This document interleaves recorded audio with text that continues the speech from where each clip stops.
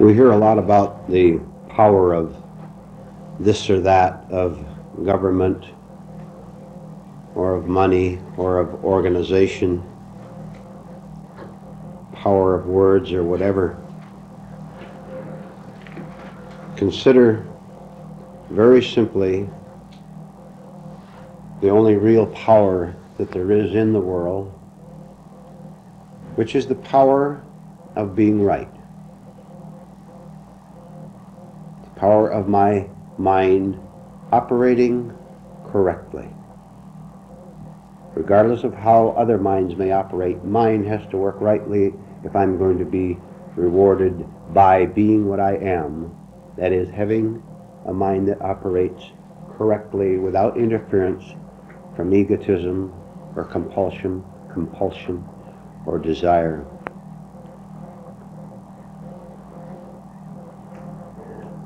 In order to be right, we have to start somewhere. And I'll give you a very small exercise which we can all do right now together without moving from your chair. And I will guarantee you that if you do it properly, you will find it very difficult, because you will be producing a difference between the state you're in now and a more desirable state. And I'm talking simply about the rightness of being relaxed. So please do right now, relax your physical body. Just let it go a little bit. Just let it go. Just let your fingers go. Take a deep breath if you want. You're doing this consciously, you understand. This is part of it. Because if you can teach your body to behave rightly, it will send instructions to your mind and to your feelings. Because they all must work together rightly, must they not? Now that is relatively easy, relaxing physically a little bit. How about your emotions? Now how about your thoughts? And it's impossible to describe what you must do except to say, just let go of them. Just let go of what you're feeling right now. Let go of any racing thoughts that may be in your mind right now. Just relax them. Let go, because we're going to have a very relaxed and yet a very alert conversation and discussion. This afternoon's session will be almost 100% discussion back and forth as it happens naturally. But before we go into that, do first relax.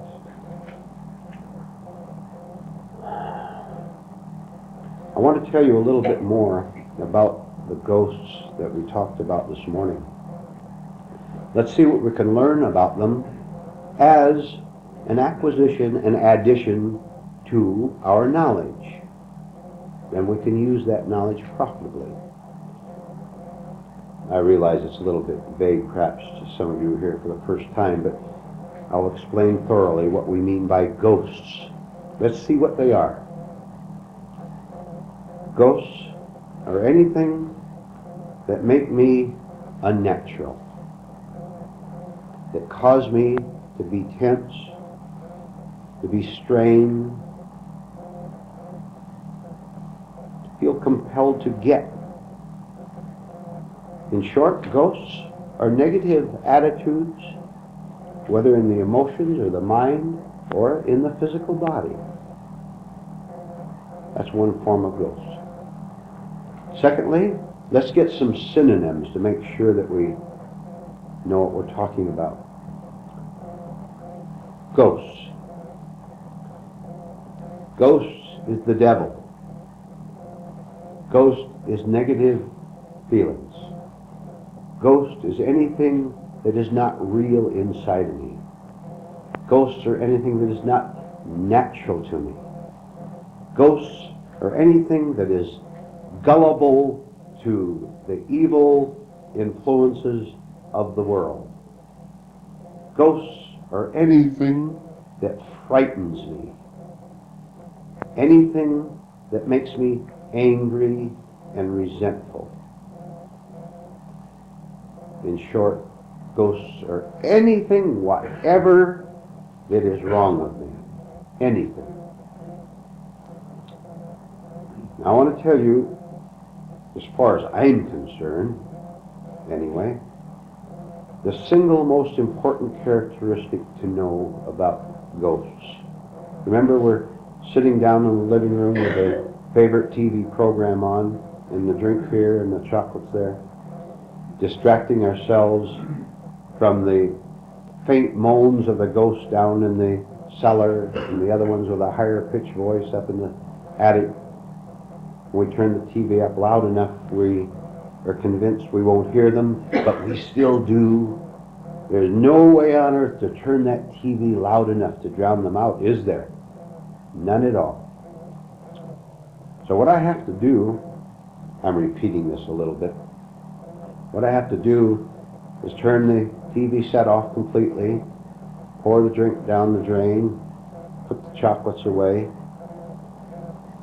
and just sit there so that I hear with full force and full terror the moaning up here and the groaning down there and that hideous face that looks in at the window through the parted curtains, so that I become completely terrified and know that I am. Then, what will happen is this. You're following the illustration, are you not? Then what will happen is that the ghosts down in the cellar will glide up. Ghosts glide rather than walk, I guess. And those upstairs will glide down the stairway, waving their arms. And they will come all around me, just gliding up and down and moaning and groaning and making horrible faces, trying to scare me. Now, there's one thing, this a ghost can do. It can go all kind of action. There's one thing they cannot do. One thing it's impossible for them to do. Pay attention here now. Never mind the distraction out there.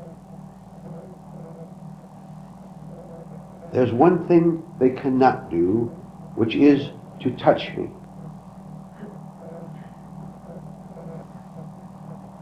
So, the only way they can scare me is when I look out and react to that horrible face, to that moaning and groaning I hear out there. So it's my responsibility to see through them. Finally, and this is the thought to take with you if you're going to take anything with you today, and then we're going to discuss. This is the way to put it, the short phrase. Let's get things into nice, concise, short phrases with down-to-earth language so that we understand it. All ghosts are phonies.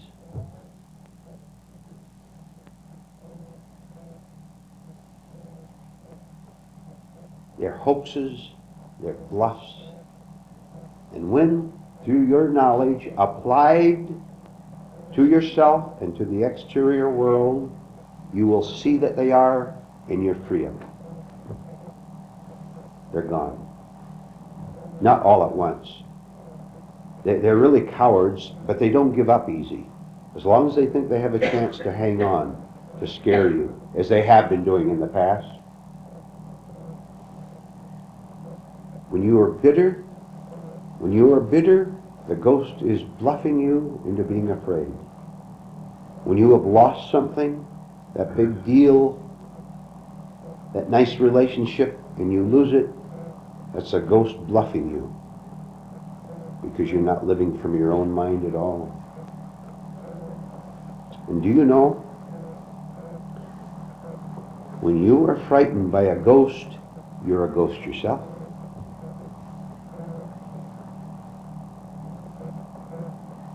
Otherwise you wouldn't be scared, because your being attracts your life.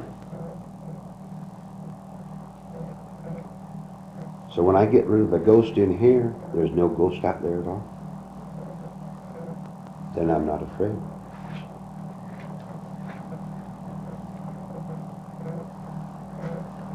Then the headlines can scream whatever they're going to scream about.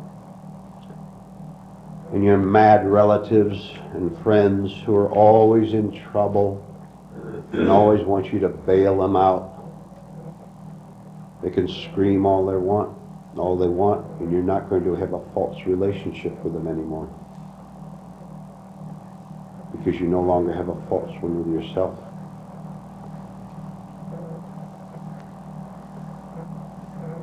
Then the haunted house is free and clear. And they'll never get back. There's no way they can get back. No way at all. All right, what would you like to talk about? Questions, comments? Because we're going to just discuss from now on. Yes? Mentioning ghosts, last night you said you see this ghost and you go through it, you conquer this fear of a negative emotion. But another one developed and you have to keep doing this. Now you just said that once you get rid of ghosts, there are no more. Sure. When you get rid of them, you get rid of them. If you're not rid of them, they're still there. What's the problem? You go from one to another. Oh, sure you do. There'll be another one developing somewhere.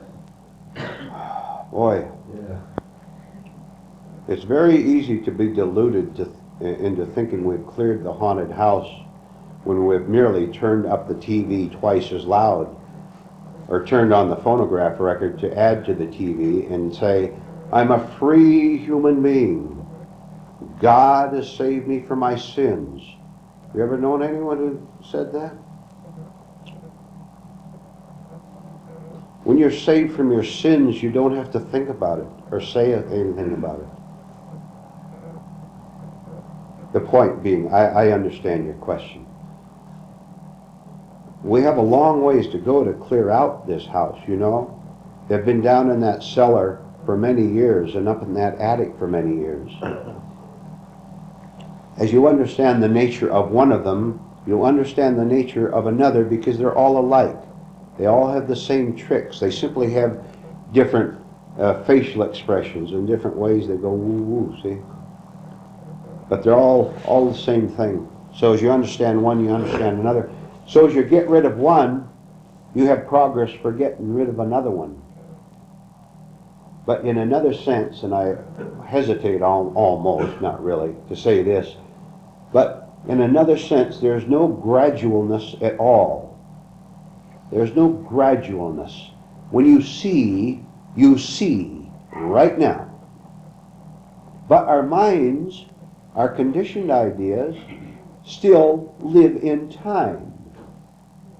And so we say it will take time to get rid of the ghosts, which in one sense, it does take time, according to man-made time. But when I understand that I don't live in time, then the whole thing collapses. That is, the ghosts go out all at once the minute I understand.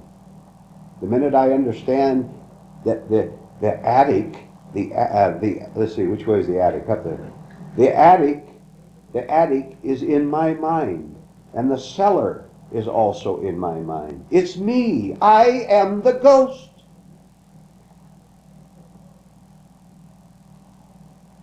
When I see this, they all go. It doesn't happen overnight. Remember, those of you who were in Phoenix last night, I said that we wander in the jungles of neurosis for 40 or 50 years. We're not going to turn around and get out in one day. We're going to have to fight the way back. But I also said it's a lot of fun. A lot of fun to see that I don't have to be scared anymore.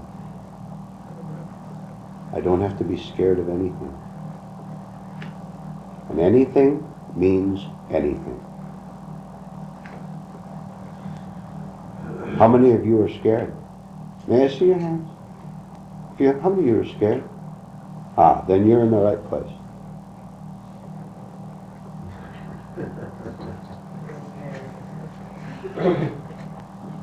This, seriously, this is the way out.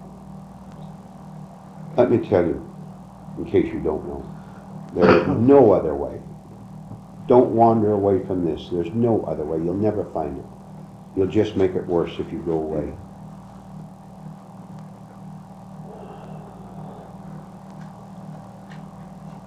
This will become clearer to you later on, the question you have. This will become clearer.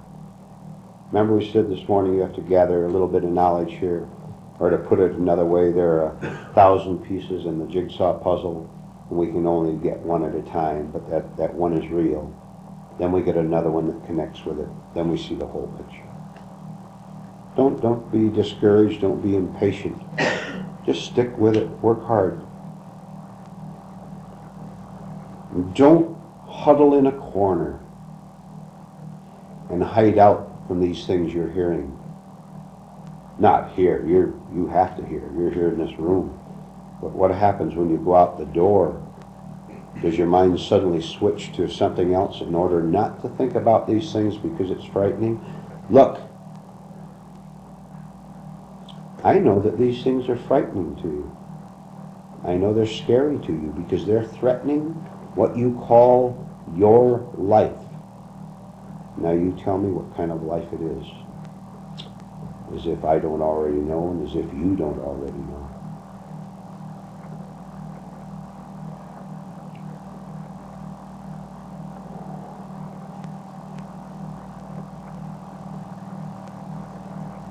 Sanity is silence.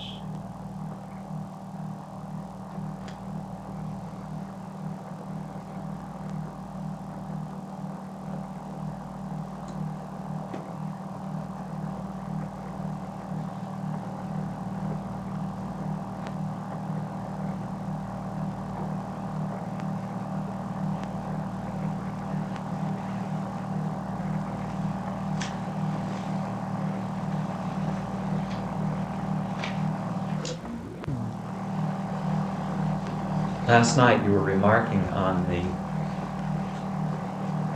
what prayer is not. It seems that real prayer would be synonymous with the work itself, the process of doing the work.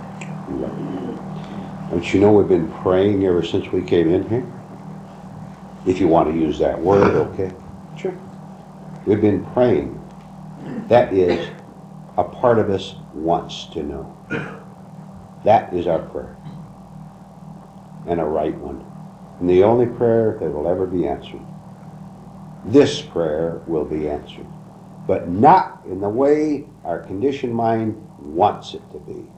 Is that clear? Not in the way I want it to be. Because I've had, by the law of accident, I've had 50% of my so-called prayers answered. That's accidentally. But whether they were answered or not answered, it made no difference because nothing changed internally. I got the raise. I got God's blessing upon my soul and all that stuff. Nothing really happened. So yeah, it's okay if you want to use the word. But if you use it in public, they will of course associate it with their this, which is self-dramatization. That is self-dramatization. And that is vanity, and that is self-division, and that is pain. Somehow when we deceive ourselves, we know it. Do we not?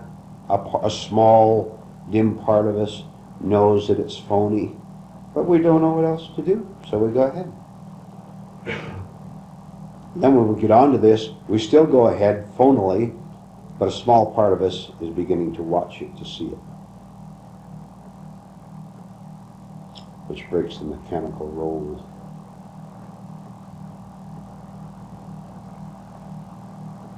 Now, from this moment forward, when you speak, any of you who speak out, I want you to be very conscious of your voice, not just for your own sake, but for the sake of everyone else. I want you to speak up. I want you to hold your head up, and I want you to look at me. Don't look down and talk to me. You look up at me, and you talk clearly, slowly, trying to hear what you're saying, trying to do many things at once, so that you will break any mechanical habit you have connected with wrong speaking, looking down like this and talking, not being aware of what you were saying. Listen to yourself talk sometime. Listen to how your voice sounds. Watch how you gesture when you talk. This is a part of breaking out of me. Because by watching myself, I can see how I behave, even in such a simple thing as speaking to you. So you're using this now when you talk to me or comment to someone else. You're going to talk in a different way than what you usually talk. Additionally, some of you may be timid about speaking out. Why don't you break that habit? Do the opposite of what you usually do. Raise your hand. I will acknowledge you. You ask a question or just make a comment if you want, without being afraid of hearing your own voice. Why don't you start breaking out now in little ways? Never mind big things. Never mind about universal laws and God. Start with seeing whether you're afraid to speak out or not. And I will tell you, there are no stupid questions or stupid comments made here. If you're doing the best you can, even using it as an exercise, and even if you see that you're nervous and what you're going to say is nonsensical or it's simply a parrot-like repetition of what someone else said or what I said, if you do that consciously, I commend you for it. I do not commend you when you sit back and play it safe by letting someone else talk. You either do it or you don't. Now here's your grand opportunity. You are not condemned. You're not condemned here at all. You're not even criticized. Anyone who criticizes you for making a stupid, blundering remark has some work to do on himself. Doesn't he? He has an eye there while he made a dumb remark. Maybe he did. That's not the point.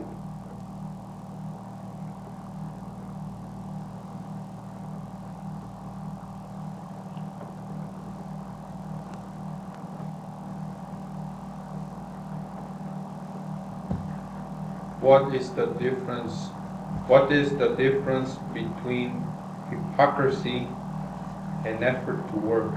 I cannot make out the difference. The difference between hypocrisy and effort to work. Okay. One, hypocrisy can never work. That is, it can never have right aims. Can it? Can a hypocrite ever aim to be a non-hypocrite? So I have to begin by seeing that anything wrong in me operating can never do anything right. For example, in the social world, if I am all mixed up and I try to teach you how to be clear in your mind, that is hypocrisy. Therefore, I can't do you any good or do me any good. I'll explain how a right part of you begins to work. A right part of you is a part that says, the man just said that it's no good playing it safe by sitting back and remaining silent. Playing it safe is deadly. So I'm going to speak up. I don't care about the consequences or what happens to me, but I'm going to make a breakthrough of that little bit. Because when I was in the 5th grade, Mrs. Jones bawled me out for speaking up, and I've never forgotten the humiliation of how all the 30 kids laughed at me. So I'm going to play it safe by keeping my mouth shut. That man talks about blabbermouths. Well, I'm not a blabbermouth, I'm a shutmouth. I'm a clam.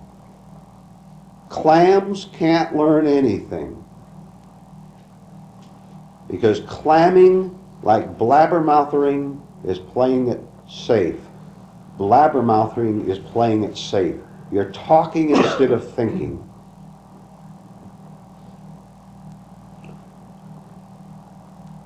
We aim for conscious discomfort. That is the right part of me. That says I'm willing to suffer the humiliation. Boy, the minute I start to talk, that man looks at me. Everybody looks at me that's within looking distance. And already I'm nervous, and already I'm flustered, and I wish I hadn't started.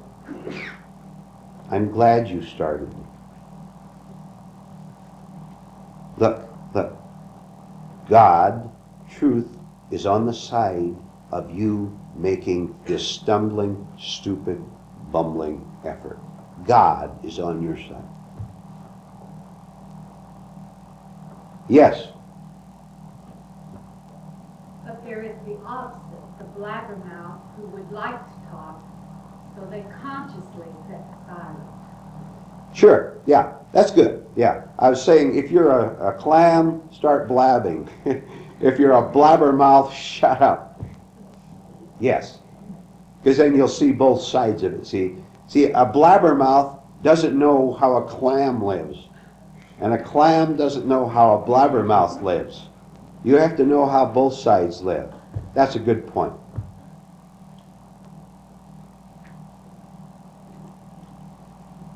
It's almost easier to deal with, on a certain level, to deal with a blabbermouth than with a clam.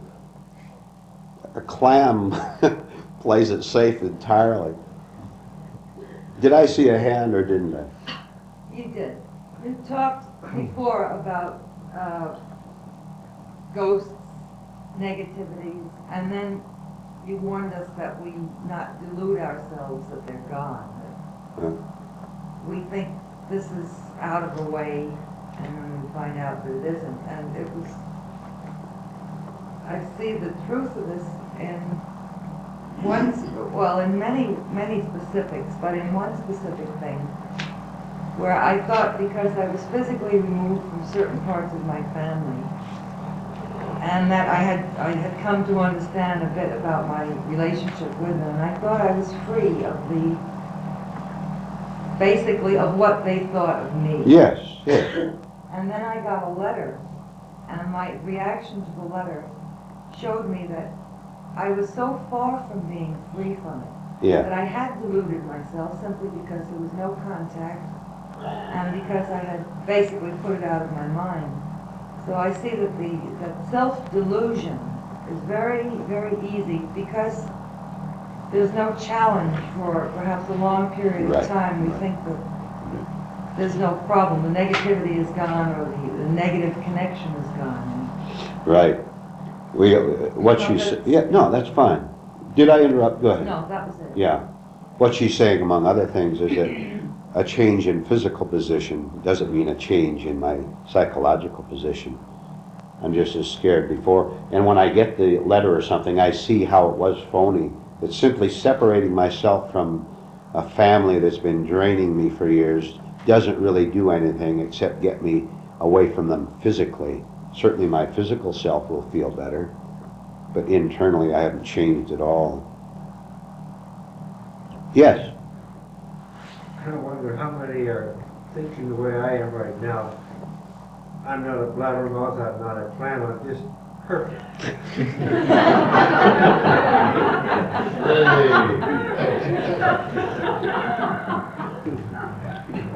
Yes, I understand.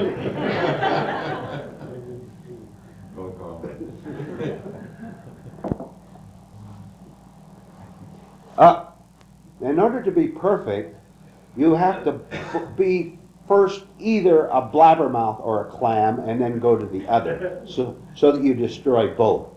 Then you're this is serious now. You have to be both, because so that then the opposites aren't playing back and forth anymore. Then you know what you can be?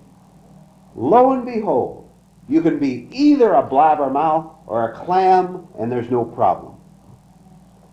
A blabbermouth must be a blabbermouth. An unconscious blabbermouth must be a blabbermouth. An unconscious clam must be an unconscious clam. Compulsion.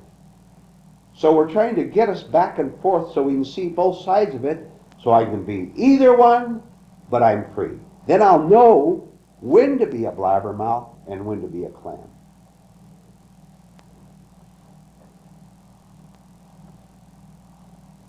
Well, I'm a clam, but I can't figure out how to be a blabbermouth. You are right now. The hardest thing, I don't know why, but well, I just know it. You know, every time you say that, it stirs me, and I ask, but what? What are you asking? Why you're a clam? What are you asking? Yeah, no, I was just trying to tell you that I know that I'm a clam, Oh, and when you say you clams, it's a threat to me. You see, yeah. I feel that you're threatening me in some way, but that's all I feel, and I can't do anything about it. Okay, fine. That's a good comment. Now he made a comment rather than a question, which is good. Fine. But, Yes. there- Excuse me. Did you finish? Oh, well then. Al. Well, they say there's one thing about a blabbermouth. When you get through at the end of the day, when you're laid out on the floor, well, what about the clamming business now? Is that concerning you? Oh, the clam is just as tired. You know why? Because the clam sits there and wants to talk, but he's scared to. And he wasted all this energy. I wish I could say, but they'll look at me. Well, remember the 5th grade? Wasn't that awful? The teacher made you get up and give the book report. Your hand shook. Wasn't it awful? Well, we're still there. Let's get out of the 5th grade. We have a lot of Mine was blabbermouths. not in the 5th. Excuse me, Ted first. The clam's also tired not only because of what you said, but because he's always thinking too. You know, he's Yeah. constantly Yeah. running around in his mind. So That's good, yes. you Yeah, know. the clam is a mental blabbermouth. That's what you're saying. Yes. Leland. And then, In the context of what you're saying, there's a remark attributed to Luther, which is on this account. He says, if you're going to sin, sin vigorously. yes. There's yeah, another sort of scriptural statement to this effect, which says that the Lord is speaking, and he says, look, he says, if you are neither hot nor cold, brother, he says, you don't do anything for me, I'm going to spit you right out, and that's the end of it. What you're talking about is that we must be consciously one or the other and arrive at understanding through that process. Yeah. And another way to put that, and then Rudy, do one or the other, but don't wobble. Rudy, then I saw a hand back there. Okay, mine was not in the 5th grade. I can remember very well where it started. I didn't know my English well, which I still do not know, but, you know, at that time I didn't. I spoke mostly Spanish. And as a kid I was playing with my cousins, and then some English-speaking kids came over and asked me if they could play too. I knew the words, but I didn't say them. I couldn't bring them out. And I remember just going, blah, blah, blah, blah, you know. But I was, I think, before the 1st grade, somewhere around there. And I can still remember that, and that probably also caused me to hush up, you know. Put a block, yeah. Put a block. Right, right. Yeah, that's the way it happens, isn't it? We could, all of you, then we'll get back to the hand back there. All of you do think back to your school days, what a horror it was in many ways. There's a lot of damage was done there, an awful lot. Either you flunked the 5th grade or the kid next to you did. Even if the kid next to you did, that had a very frightening effect on you, didn't it? Well, next time it'll be me and Tom and Bill and Mary and Helen. They're all going on to the B6, and I got that little card with a red red F on it. Do you know what society has done to you? Which is why it's essential to break it right now and don't let it go on for a second more. It is possible to break that red F on the report card, and the shame and the humiliation of going and telling your parents about it. They had to sign it, remember? And some parents sign it mechanically because the father was thinking about his next drink or the mother about her stupid club, while others looked at it and bawled you out. But in any case, you were terrified. You want to continue with it for another 5 seconds? Leave me out right now. And Rudy, and then back here. Another thing, second grade, I remember. Real loud, Rudy. Okay. I remember we used to get spanked. Everybody used to get spanked simply because everybody was talking. Yes. So we wore out about 3 t-shirts by the end of the year. And I remember I had to be very careful because I remember sometimes I didn't even talk and my name was called out as being one of the guys that blabbed during the time we were there. Okay. At the end of the class, we were all given our leaks. So that also remember the hatred and the revenge feeling went to second grade to fifth grade. Right. Because in fifth grade we had the same teacher again, the one that started that sort of thing in second grade. Yeah. And don't make it too long, Rudy. Okay. Concise. I would say that that's another of the things that happened to Yeah. me. To Okay. keep me. Very good. All right. Thank You want to be a slave to that? How many years ago was it? Well. A rough estimate. Okay. 10. 10. Well, How old are you? 15. I'll say 15. 15. All right. You've suffered for 15 years from it. Do you want to continue or do you want out? Well, the thing is, I do not know that I was. Answer my question first, Yes. and then. All right. Now. Okay. I did not know that has a hold on me until I start talking about it. Yeah. See, This if is I'm why talking we're right here. now about it, I know that part has a hold on me because Okay. I feel it right now. Okay. So that's- You want out. Okay. That's all I care. That's right. You have to see it. We have to see the chains before we can cut them. Where did I see a hand? Way back there about 10 minutes ago. Stella? Yes. You can also go the other way with that, Rudy, with being a blabbermouth. They're just as scared. Someone repeat that up front for me. Who? She says that if she says a blabbermouth is just as afraid as a clown, and he can see the fear, the anger in either direction. Oh, yes, yes. Sure. A blabbermouth is, among other things, releasing nervous energy, which, if he was smart, he would become a clam for a minute, so this energy wouldn't be wasted in blabbermouthery, but this pure energy, which is pure in its source, would be used for waking up, for becoming conscious. When I deliberately put a block in front of something that I normally do mechanically, that energy is not wasted out there anymore, but is diverted in a proper direction, which is what we're doing here. Yes? Is it necessary, like, when we recognize something in ourselves, we don't have to go back to where it originated, like. Oh, no, like, no, just no. recognize it that this is, Yeah. you have this, and then as you observe it. Sometimes you may never remember the specific cause. No, that's it's not necessary.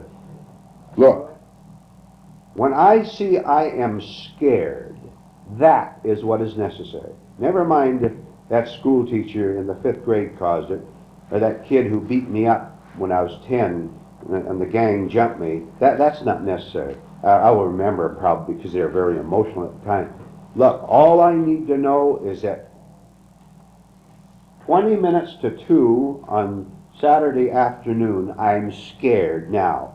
I can work with the present right now. And it's really the past, but I'm working with it now. And I can learn to drop it right now. You don't have to dig down like that at all.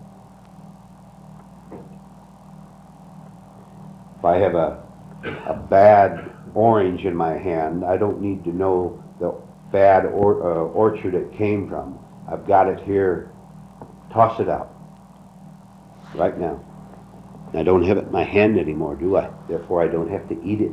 I'm not compelled to eat that sour orange. Nothing compels me to eat it. Nothing. Except my own lack of understanding. Stella, and I'll have it repeated, please. All right, I'm trying to speak up. I know. Okay, when you were talking about failure, you know, when a person fails in school, what society does to that person. All right, society also works the other way. It will compel you to produce and make good marks, even though you really don't know what you're learning. You're working strictly to please society. Summarize that, Leland, please. I heard part of it. She says that society seems to be operating, I'm going to put it in slightly different words, society seems to be operating to produce the greatest amount of unnecessary, meaningless pain. If you fail, society produces pain because you failed. If you have a drive for success, society is pushing that on you too. It's the same process going on. No, Leland. See what happens when you get a translator? You like Stella's way better, Leland. All right, Stella, repeat. No, your voice is fine. Why don't you... No. Don't tell her what to do. You let her do it. Come up here. That's a girl. What I said was that society can take you when you fail and make you uncomfortable and frightened, but it can also make you to mass produce good grades, or mass produce any kind of a falsity, even though it's not really, I can't get it out. I did better back down there. In other words, always be busy, whether it's genuine or not. Yes, of course, everything you said is right. Look, don't you understand? Maybe you don't. I don't know. You find out. Don't you know that everything society tells you is a lie? No, the society isn't that much truth and that much error. Society is a total lie. Total lie. So why pay any attention to them at all when they talk about success or condemn you for failure? Our parents obviously told us to be a success, and it never occurred to us because we were pretty small. Well, Dad, what do you mean? Dad doesn't know. Don't ask him. He doesn't know. Mama doesn't know. Thanks, Stella.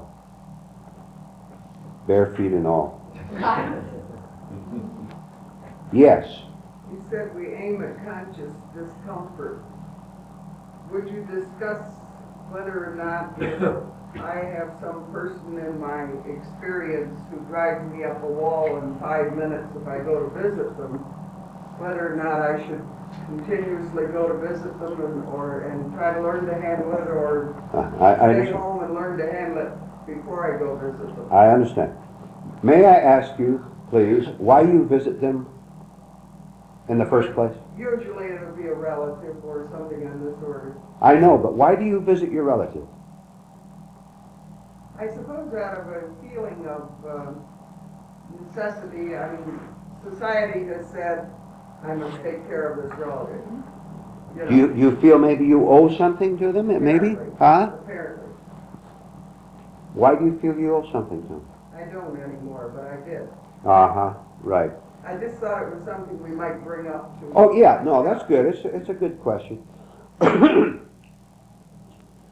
All the way over driving to my relative's house, or to wherever I'm going because I have a false motive for going there, I have a resentment of doing it. I really don't want to do it. I want to stay home and fix my pansy garden or whatever I do. I want to do what I want to do. I want to do what is natural to me. But I'll feel guilty if I don't go over there and talk to you or bring you a present or whatever you have conned me into doing for you by working on making me feel guilty. In society as a whole, not just one person. Do you know how you break the chains? You start breaking them. Fearing the wrath of the world. Hey, you usually come over at 2 o'clock and bring me candy. In light of our discussion earlier on, we've made a tremendous discovery, namely the nature of the most complete contradiction yet imaginable, which is a clammy blabbermouth.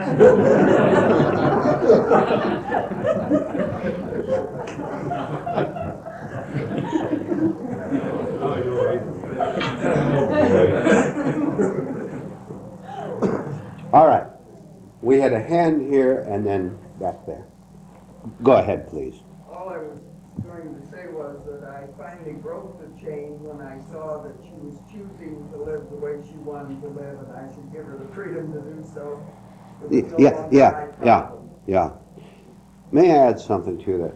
Don't you understand, if you don't, please understand very clearly that you cannot do anything good for a person who is not trying to wake up outside of the physical level. If you see a starving man, give him a couple of slices of bread and peanut butter. But don't preach sermons to him. Don't try to help him find God. Unless there's that spark in him that wants the truth, you are deluding him and deluding yourself equally. And when you first see this, it also comes as a shock to you because you think that you're not doing your part to help people be better. When you are really good, then you have no compulsion to try to impose this goodness on anyone else because you see without a doubt that they don't want it. This includes your relatives, your friends, everybody. Then you're free of it because you see it is not a part of your work to try to help people who really do not want to be helped in spite of what they say. Do you understand that almost everyone, not quite everyone, but almost everyone who says they want to straighten out their lives are deceiving themselves, they don't mean it. And so you would invite them to a group like this, which is not wrong because they make the decision as whether they come back or not. But you invite them here and then you talk to them a couple days later and you say, well, what do you think of the meeting? You're coming back next week? No, I have to go to Florida, or I have to go to Phoenix, or some other excuse. You know they're really not interested. It's very easy to find an excuse. Besides, maybe you felt insecure when you first came here and you wanted a friend to come with you. And so you felt insecure when they said, well, I didn't see much in that, I've heard that before, or it goes contrary to my beliefs. And now you're a little bit shaken. When you really understand, when you're really one with yourself, no human being on earth can shake you away from it. Impossible. You are it. You just don't know it. You are it. This is the rock. Nothing can shake that rock. No storm. Did you have more? Back. Help. Duty is one of the strongest words of the English language that we are trained from childhood. Duty to parents, duty to husband, duty to children, duty to society. This is where so much of our trouble comes from. Really, it's interference in another person's life. That's very good. And I also want you to notice how nice and clear and loud and precise she spoke that we all heard her. You think this is a little thing? I want to hear all of you talk that way. Clear, so we can understand you. And the thought was good too. That was a comment rather than a question. Very good. Larry? I have a short poem. Larry has a short poem, he says. Yes. All right. Some of us has been writing esoteric poetry or just trying to write. I'm one of the some. I've titled it Wink of an Eye. This eye. Sorry about that. When the eye is falsely winking and the thoughts are fearfully, and when the thoughts are fearfully thinking, there is no space to see the ghosts, only the eye that excitingly boasts.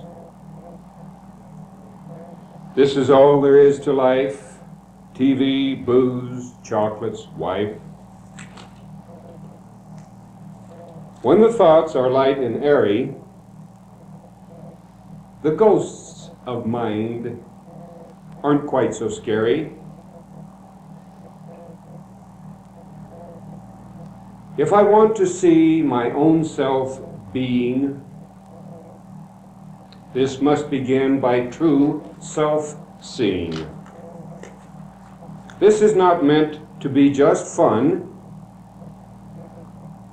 When I see ghosts, then I am one. We are insane in our mad race. We wrench our mind and warp our face. See our mind watch for space. As we speak, feel our face. Throw aside the thoughts of blunder. Feel the shake, hear the thunder.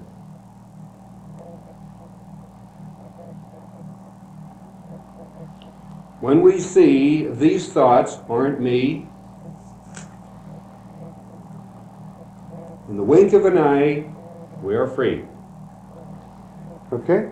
Very good. We understood the thoughts. Very good. What were you thinking while he was reading that? Ready? Well, at first there was a small thought up here. There's Larry.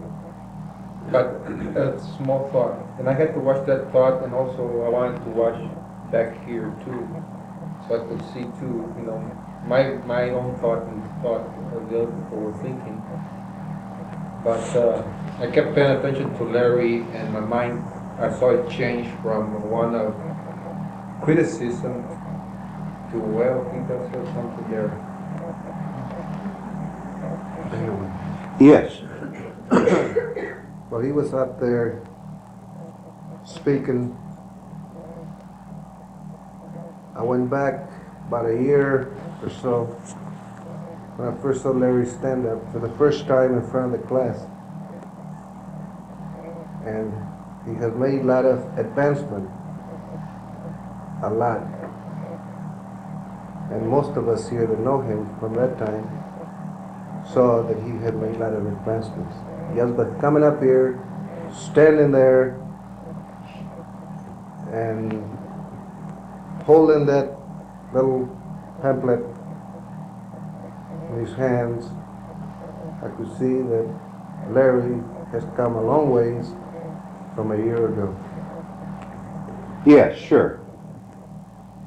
You know, I'll tell you another thing. We'll say something nice about Larry.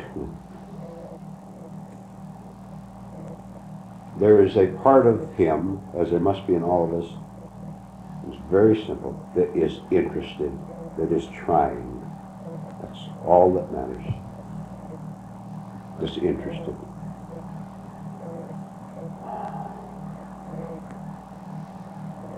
Sooner or later, anyone who comes here and who wants to use this group for egotistical purposes or to get some false gain out of it will not be back.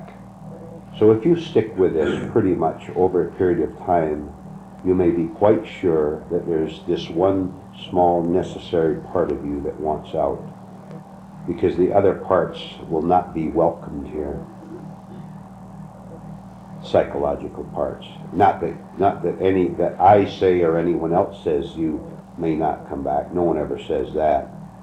But your own parts that are wrong for here do not want to come back. You're told here to give up your egotism, to give up everything that's false, So we either do that or we leave.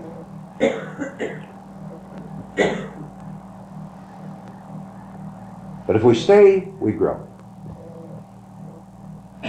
Okay, anyone? Dick? Well, too, when Larry first got up, I found myself embarrassed. And then I was watching the thoughts, and then I read this part where you said playing it safe is deadly. And one thing I'll say for Larry, he doesn't play it safe, he gets in there. Yeah, that's true. That's true. Can't You know, that wasn't easy. No, it wasn't. I interrupted you, I'm sorry. Well, Go ahead. I have a bad feeling about poetry anyway. And if someone asked me to read poetry, I'd be in trouble. That was part of my problem. It was interesting watching my reaction. Right. And the rest of you had a reaction too, didn't you? Ah? I know you did. Larry has his own reaction to himself. Yes. Now, I just recall. Now, don't give a speech, Larry. No. 10 words in 3. Okay. 3 words in 10. I just recall about the 4th grade, Nick flashed me on it. I was having to quote poetry in front of a class, in front of a group in the class, and many physical things were embarrassing, and I got told by it, sorry about getting angry, I got told by it by the teacher and admonished for a natural, physical, everyday boy thing, and got a feeling of that big in front of the class of 15 or 20. Did I see your hand, Ted? I interrupted you. No, that's okay. I was going to say, I just wanted to know if Larry was aware that when we put the glasses down and picked them up, now I don't know if this was correct or not, but I thought that was a nervous gesture, just a pinch of a nervous Well, gesture. it may have been, or he thought he could read without it. It may be a physical error. It was, in thinking, I usually write large enough not to wear glasses. I don't like glasses. When I laid them down, I saw I couldn't read it. It was a practical thing to do. Right. So it was quite normal and natural in that case, but there may have been other things, which there were, and we all observed without criticism. Did we not? Or did we criticize?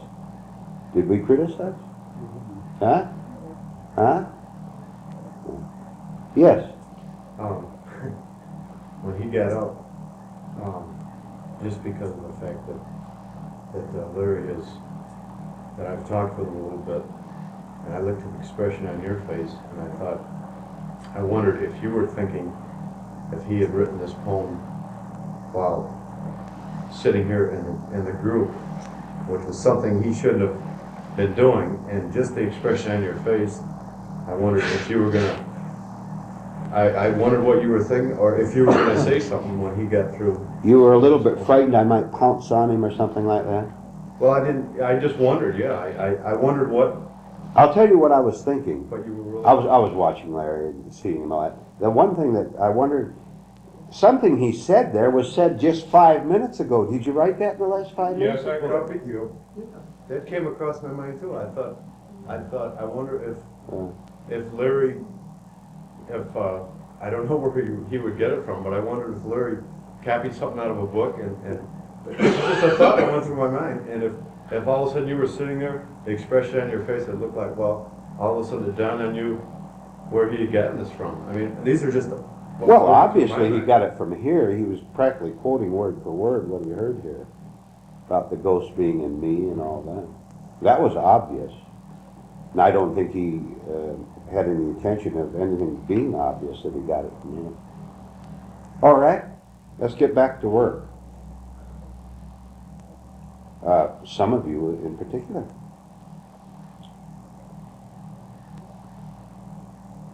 Yes. Would you explain again what you mean by God is a clear mind? Yeah. Yes.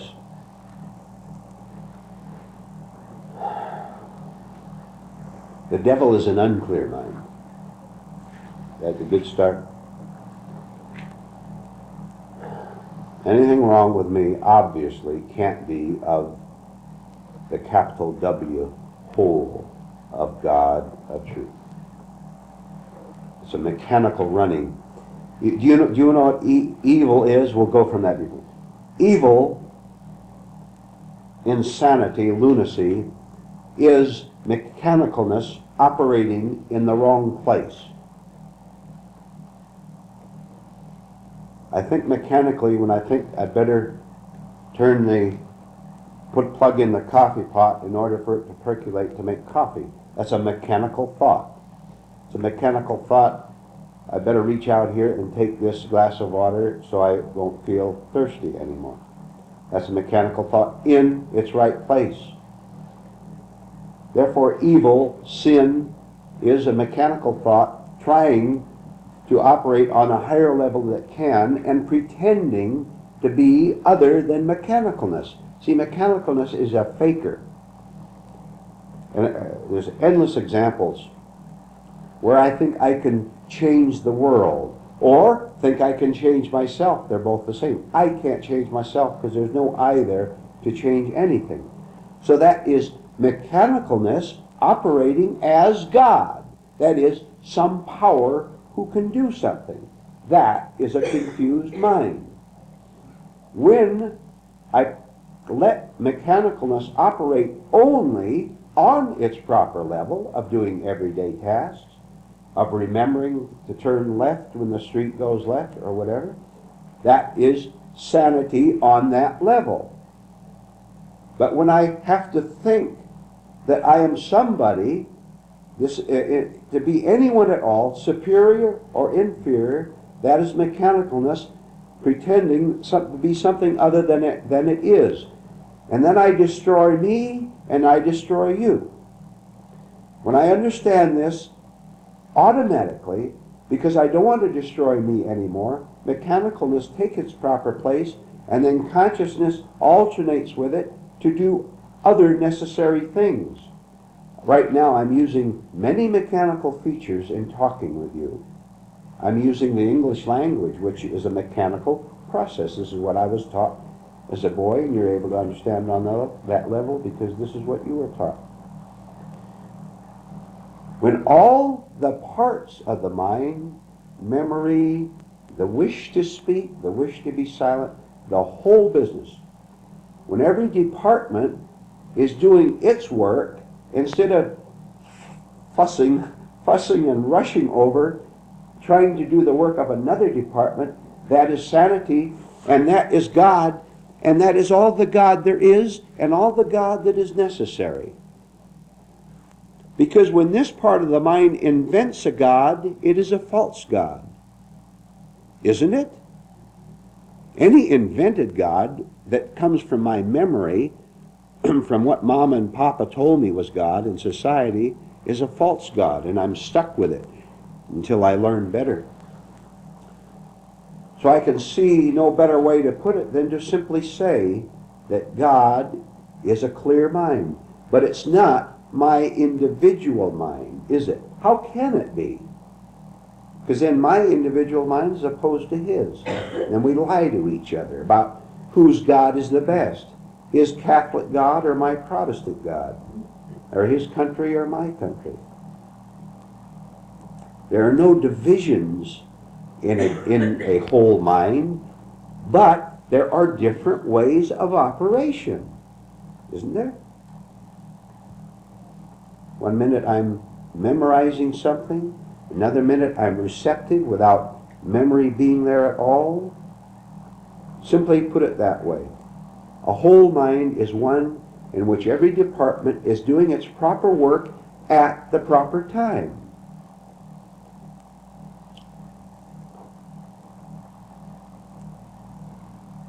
I believe that psychiatrists say that we only use 10% of the brain, so it's also a literal flat fact that only 10% approximately is used in memory, and this other portion is really there. It isn't something that develops. Oh, okay. Yeah, that's quite true. Not only that, but even the small part that we use, we're using it all wrong. Which namely, to come back to it for the 10th time today, we use it to try to keep what I call me in place, not knowing that the whole thing is a false move, that there's no me there at all. But I think a thought. Look, again, something real exciting happens to me, or something real bad happens to me. I lose my so-called security. And I say, I am elated or I am depressed. That's a false move because it's identification with a temporary state. An identification with a temporary state, either the elation or the depression, will keep it going. But I want to keep it going because if there's neither elation or depression, I won't have any feeling at all, I think. And I'll be scared because there will be no one there. Who will I be if I'm neither happy, exhilarated, or depressed? I've got to be one or the other. You try not being one or the other and see what happens. This will bring you to the edge of the brink where thought has done all it can for you, acquiring knowledge, building memory properly, getting rid of nonsensical ideas. Thought has properly brought you to the brink, and now there's the chasm, and over on the other side is heaven knows what, because there's really clouds over there somewhere, and you don't know what you're getting into. But I'm telling you, if you will say anything is better than living in this hell that I've experienced up to now, I have a little bit idea of what I must do. I must leap over, I must let go, to use another phrase. I must take the leap over into I don't know what's going to happen to me. But I understand I've got to let go. I've got to take the leap right into those clouds. And I think there's rocks and hellfire down there. I will tell you, this won't mean anything to you, but I'm going to tell you, and you'll see for yourself. When you leap over, there's not rocks or there's not hellfire over there at all. There's what you really want. But you have to leap right into those clouds without knowing what's over there. Even me telling you that there's something different over there won't mean anything to you, because this is just me telling you that. You have to do it for yourself. But if you take the leap every day, every 5 minutes, you will begin to understand it over there. I saw a hand somewhere too. Yes, Al, then. Vernon, I wish you'd explain, probably some of us that are connected with church or anything, if we go into this, well not if, but you go more and more into this, is there a conflict there with churches? With churches? Yes. Organized churches? Pardon? With organized churches? Yes, right. Where's the conflict? Except in you. What's a church? A church is an idea. Where's the idea in your mind? Where's the conflict? Do you understand? Where's the conflict between, I'm putting Esling hand, where's the conflict between you and the church? Church is a word. I don't get it. Church is a word.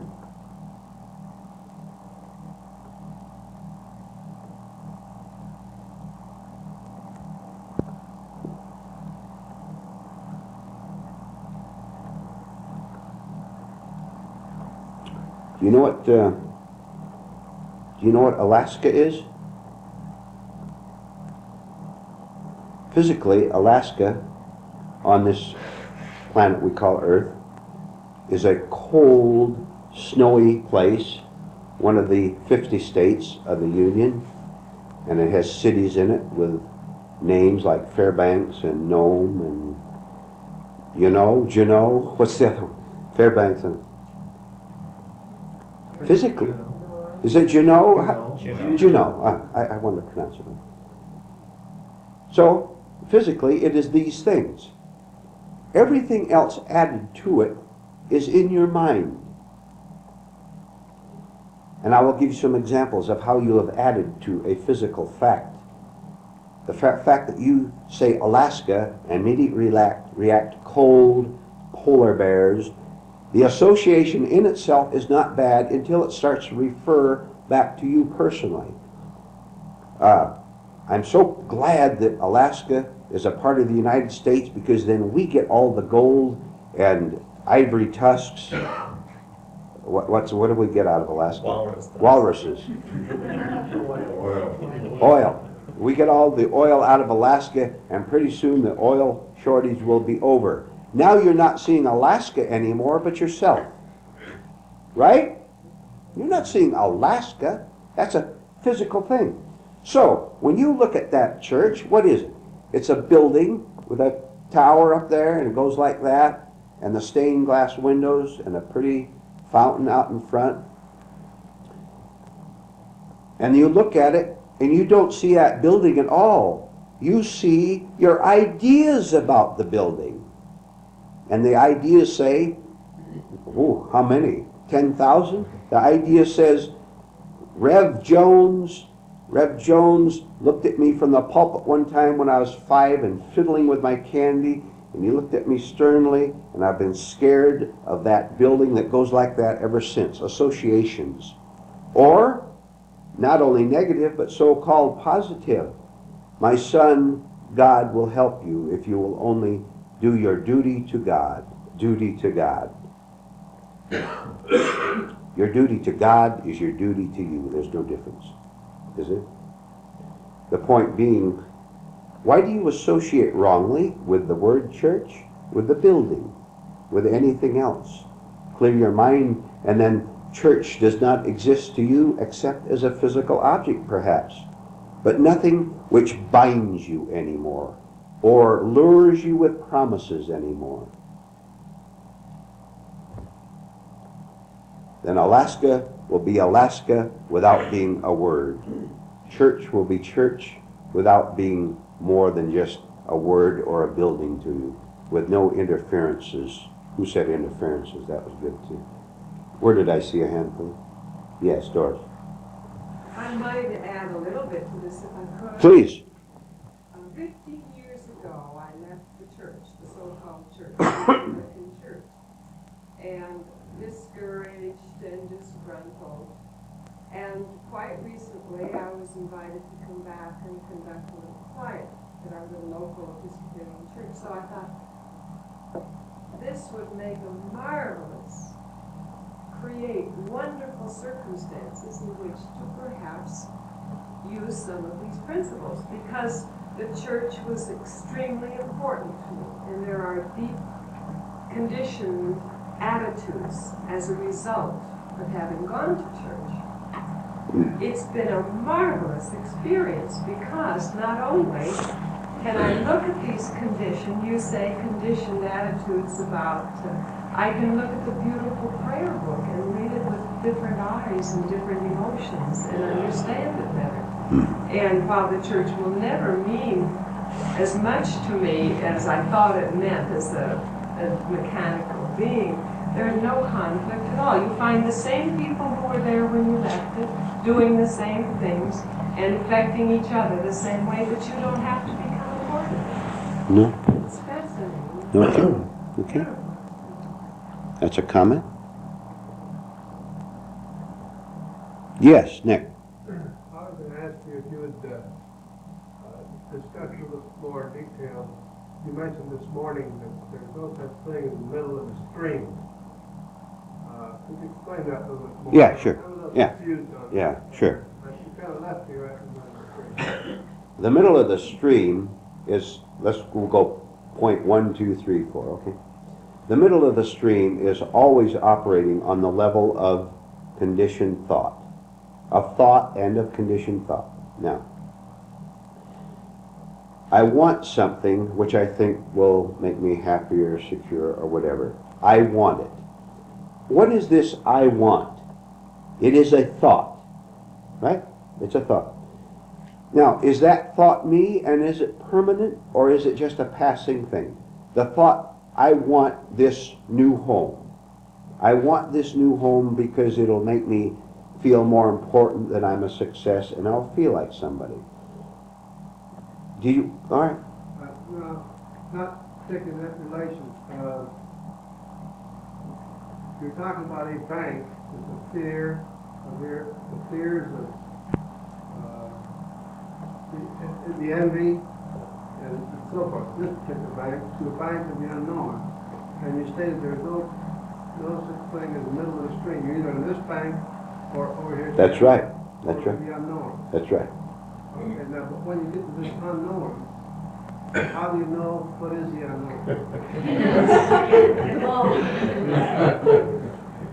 See, so I was right in the middle of the stream. I'm looking over here.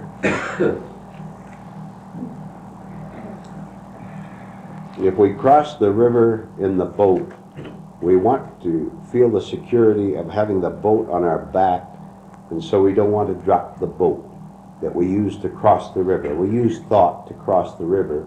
This is not my illustration, but it's a good one. We use thought to cross the river, to get over there, but then we have to leave the boat of thought behind.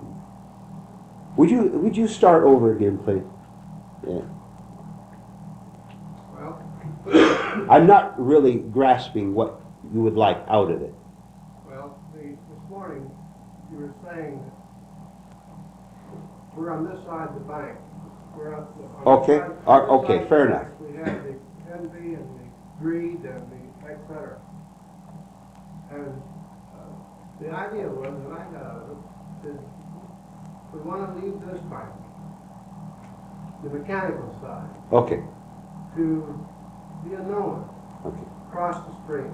Okay, now, you stated that there's no such thing as middle of the stream, which is fine, but then you didn't try to explain to me what the other side was like, or not exactly what it's like, but what are we searching for when we get there? I mean, what will our life be like when we get there? Now, I see some of you reacting. I'm going to let someone else answer that, because I can see they're bursting. And if they don't, now I'm not evading, but I know that someone senses what we're going to... No. Who would like to answer that? Joan would like to answer that. I'll take a stab at it. Turn to Nick and answer All to right, Nick. Nick, first of all, questions of that kind are asked in anxiety. We want assurance and we want reassurance that we're doing the right thing and that the rewards will be right for us. And then there's the question you could ask yourself, who is asking the question? Really, those would be the two main points. We don't want to leave what we call the security of this side, as miserable and unhappy as we are. We don't want to leave it until we're given a glimpse of what's on the other side. But if it could be described to us. Well, I guess I was being a little bit, in discussing it further, that particular phase of describing it, I realized that was a blab deal when I said it. You don't know what it's like when you get there. Yeah, but no. You must know where to start. No, I realize that the good I'm getting from the work, this I understand. And I understand where I'm going, I'm satisfied. But on the other hand, looking at the pendulum, we can have pain or joy, okay? The extreme. And when you said there's no such thing as middle of the stream, this is where I kind of got lost. I mean, if they're going to have... all right. First of all, try to remember that we are using illustrations to try to help us think better. Don't get the illustration mixed up with the fact. Don't use the and I use them, I'll use them liberally. But if you take the illustration as the fact itself, it'll only confuse you. Illustrations do have their dangers. I'm quite well aware of that. But then you have to figure that out for yourself. Okay, I'm taking it more sensually than I am psychologically. That's probably the problem. Yes. And one more thing, and then Ted.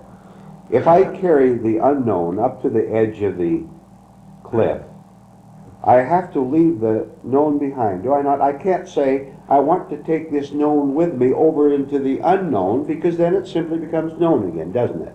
Because I've carried it with me. Therefore, I haven't made the leap at all. I've deluded myself into thinking I have. Well, that's the fear of the known, or the accumulation of the known. You try to take it with you. Then you're... That's right, yeah. Because above all, we want to hang on to what we call our security. This is why I've told you, If you don't take that leap in real fear and trembling, you're not doing it at all. If you're safe in it, you're not safe at all, and you're not crossing at all. Ted. I got the impression that Nick was mixing up the illustrations because you mentioned the pendulum, and you have the bank here where you're at now, and then the bank over there. And what I felt was that he was saying, well, you'll come back to this bank since there's no middle of the stream where the pendulum stops. And this is what I got. He was mixing it up, the pendulum illustration, and crossing over. The other side of the bank is where the pendulum stops. So you are, in a sense, in the middle of the stream, because you're not between joy and depression. Yeah. Be careful with figures of speech, illustrations. They have their value. Yes? Well, this is where I would feel that I would, the fear of saying the wrong thing. This is where I could say I'm a real good clown. And on the other hand, if you start blabbing a lot and you don't know what the heck you're really saying, so anyway, there's where I am on this blab. I understand, and very good, yes. Okay. Yes, very good. Yes, Larry. Just a little bit of Chris and Marty in looking for an answer to what you say. Where he says, Nick, there is a difference between my telling you you're hungry and you knowing hunger. If I get in that unknown, I can tell you, hey Nick, that unknown is so. The same as me telling you about hunger. Okay? All right, okay. I want a new person to talk now. Those of you who have spoken before, please do not speak now. Let's see what happens. Someone who may speak for the first time. Yes, sir. As you know from lunchtime, this is our first attendance here, and this may have been covered before, but I'd like to go back to the bit about the church. And Al Sweeten was maybe my spokesman in that I questioned this during the break, and whereas I'm normally blabbermouth, I became a clam and didn't get to asking the question. Yes. You mentioned that what is the conflict? What is the church? Is it a building, and so on? I'd like to take it a step further than that, if I may, and ask you, because when we leave here this weekend, it may be a long time before we have the opportunity of gathering with you, with the group here, because of the distances involved. So I wouldn't want to go home and not have this clear in my mind. As far as the church is concerned, what is the feeling about, my question is, should I divorce myself from church attendance and support when I return home? That's question one. And the other is, what is the feeling about baptism, the Lord's Prayer, the Apostles' Creed, and burial after death? And maybe I've given a six-pronged question there. Do you feel, now follow this, do you feel a certain, first of all, do you feel a certain value in these things that you've just mentioned? Are they valuable to you?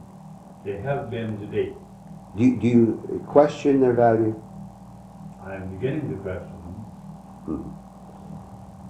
2, would you feel guilty about just dropping them? Yes, I think I would. Would you feel afraid of just dropping them? No, I wouldn't feel afraid. Would you feel disloyal to God or your church by dropping them? Disloyal.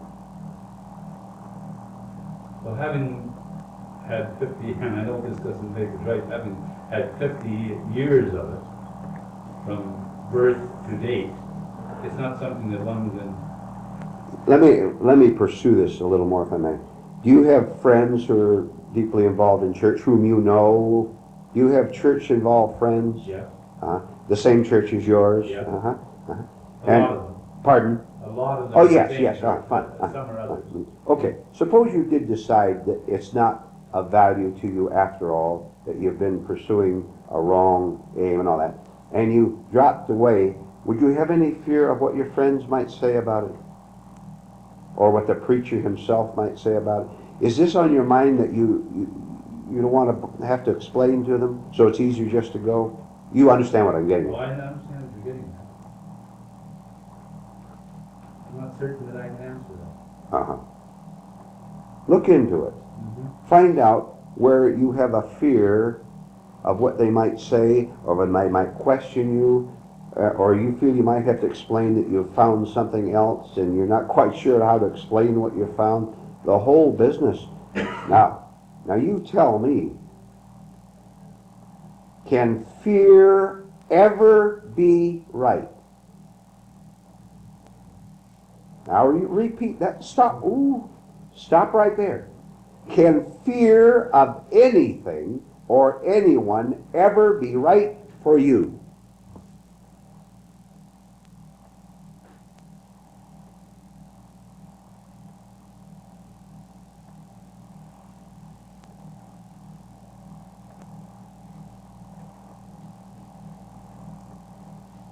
Boy, the clutches are deep, aren't they?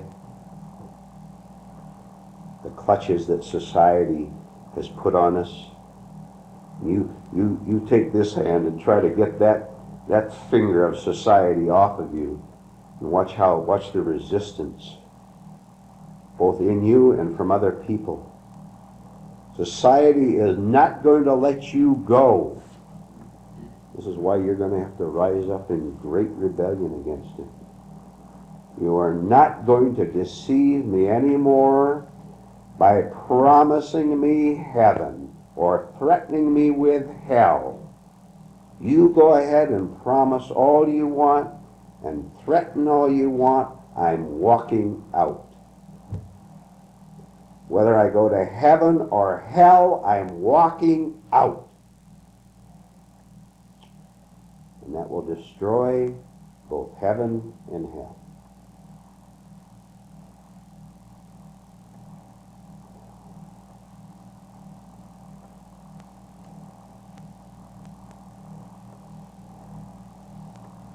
Yes, okay. Yeah, that's all right now. Go ahead. I was only going to comment to this question, that everything that we're hearing here is precisely the following. I'll tell you what it is and I'll say the comment. We're hearing about faith, repentance, baptism, the gift of the Holy Ghost. That is precisely what we're hearing here. For the first time, and possibly the only time, that we have ever heard it with understanding. But the words themselves are consciously not being used because they have so much baggage associated with them that the baggage sinks the meaning before we can get a hold of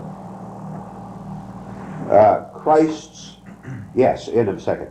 Christ's originally pure teaching has been distorted and destroyed by society, is what he is saying in another way. We're getting back to the original purity of the New Testament. Is that surprising? No? Okay. Yes. May I? Yes, please.